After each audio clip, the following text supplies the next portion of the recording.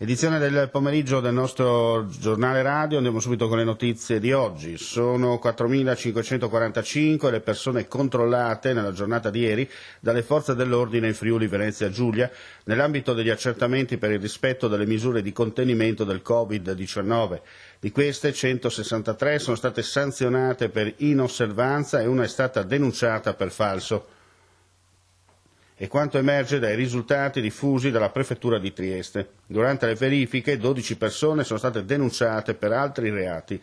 Sempre ieri le forze dell'ordine hanno controllato anche 1.593 esercizi commerciali, sanzionando 5 titolari e disponendo la chiusura per un'attività. I carabinieri del comando provinciale di Pordenone hanno smantellato una banda formata da pregiudicati italiani albanesi dediti a traffico, detenzione e spaccio di droga tra Pordenone e Venezia. Dopo aver arrestato 6 persone e averne denunciate altre 10 in stato di libertà, dall'alba di oggi è in corso un'operazione che si concluderà con l'esecuzione di ordinanze di custodia cautelari per l'arresto di altre 8. All'operazione partecipano 50 militari dall'Arma tra Friuli Venezia Giulia e Veneto. Degli ultimi arrestati 2 sono stati portati in carcere, gli altri 6 hanno ottenuto gli arresti domiciliari.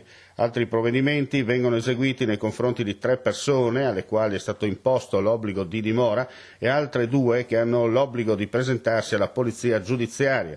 Il blitz di oggi conclude un'indagine del nucleo investigativo avviata nell'aprile di 2 anni fa e coordinati dalla Procura di Pordenone. Nel corso delle indagini sono state sequestrate a varie quantità di droga, in particolare cocaina e marijuana. Da domani in Friuli Venezia Giulia potranno ripartire 674 cantieri avviati nel 2019 per il ripristino dei danni causati dall'uragano Vaia, che sbloccheranno oltre 118 milioni di euro di investimenti sul territorio, oltre ai 35 già liquidati alle imprese. Lo ha annunciato il governatore della regione Friuli Venezia Giulia Massimiliano Fedriga insieme al vice Riccardo Riccardi, evidenziando che, grazie all'ottima collaborazione instauratasi tra la regione e i prefetti, è stato possibile consentire la riapertura di tutti i cantieri e il riavvio anche delle aziende che vi lavorano in subappalto e dei fornitori, dando così una sferzata del valore di quasi 120 milioni di euro al sistema economico della regione. Quest'ultimo ha l'assoluta necessità di ripartire dopo il periodo di blocco delle attività imposto dalle misure di contenimento del Covid-19.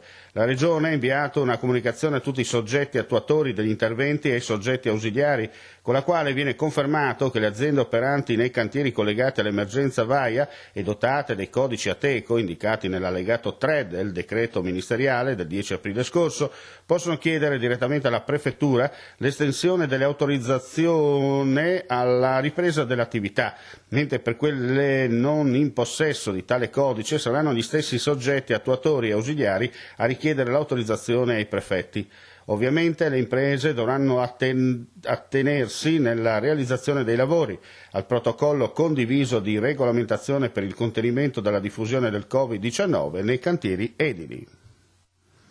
Il Lions Club di Udine, rappresentato da Paolo Maisano, Maria Concetta Arena, Roberta Salvadori Balestra, Alfonso Bruno, Renzo Marinigi e Guido Cavatore, ha donato alla Protezione Civile di Udine 3 defibrillatori, dei quali 2 di tipo portatile e 1 fisso. La consegna è avvenuta nella giornata odierna presso la sede di Piazza Unità d'Italia, alla presenza del sindaco di Udine Pietro Fontanini, dell'assessore Giovanni Barillari e del consigliere Andrea Cunta.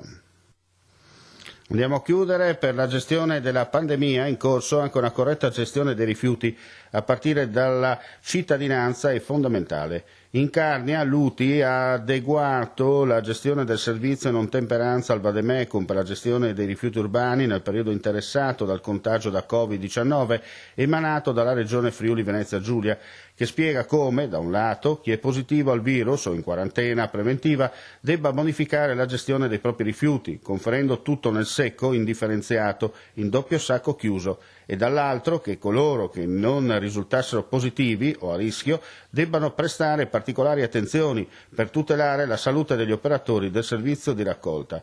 In una comunicazione alle amministrazioni del territorio della Carnia, l'ente sovracomunale raccomanda la massima diffusione presso i cittadini delle indicazioni contenute nel vademecum, scaricabile anche attraverso il web www.carnia.utfvg.it. Con questa notizia è tutto, chiudiamo qui la prima edizione del nostro giornale radio, prossimo appuntamento poco prima della mezzanotte. Grazie per l'ascolto e buona giornata a tutti.